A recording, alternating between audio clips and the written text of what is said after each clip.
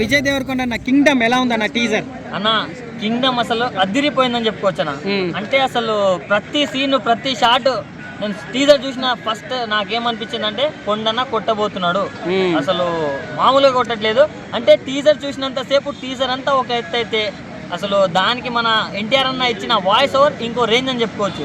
So next level అనిపించింది అన్న. Goose bumps అన్న చూసినంత సేపు 1 minute 55 seconds ప్రతి సెకండ్ అసలు గూస్ బంప్స్ అని చెప్పుకోవచ్చు. టీజర్ లో లాస్ట్ షాట్ తగలబెట్టేస్తాను అనేసి అంటున్నాడు, ఏం తగలబెడతాడు థియేటర్లనే?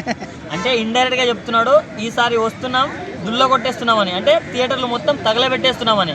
సో టీజర్ లోనే అట్లా చెప్తే ఇక ట్రైలర్ ఇక సినిమా నెక్స్ట్ లెవెల్. అంటే లాస్ట్ టైం లైగర్కి ఖుషీకి ట్రోల్ చేశారు కదా విజయ్ దేవరకొండ అన్న పని అయిపోయిందని, ఈసారి కంబ్యాక్ అవుతారా అన్న? ట్రోల్ చేసిన ప్రతి నా కొడుకు మూసుకొని కూర్చుంటాడు అన్న, ఆ రేంజ్ లో తీస్తున్నాడు. ఎందుకంటే ఆ షార్ట్స్ ఎట్లున్నాయన్న, అసలు ఏదో 1000 కోట్లు పెట్టి సినిమా తీసినట్టుగా ఆ రేంజ్ లో ఉన్నాయి. అండ్ ఒక మంచి కథతో వస్తున్నాడు కాబట్టి ఈసారి గట్టిగానే కొడతాడు. విజయ్ దేవరకొండ లుక్స్ అని ఎలా ఉన్నాయి, గుండు కొట్టుకొని? అంటే చాలా కష్టపడ్డాడు కానా, సో చాలా కష్టపడ్డాడు అన్నట్టు కనిపిస్తుంది. ఆ బాడీ ట్రాన్స్ఫర్మేషన్ కావచ్చు, అసలు నెక్స్ట్ లెవెల్ ఉంది. ఒక ముక్కలు ఎలా ఉంది కింగ్డమ్ టీజర్ ఎలా ఉంది? కింగ్డమ్ అసలు బాక్స్ ఆఫీస్ కి కింగ్ లా కూర్చుందామని తీసినట్టు ఉంది. టైంలో 200 కౌంట్ల నుండి కౌంట్ చేస్తున్నాను అన్నాడు స్టార్టింగ్.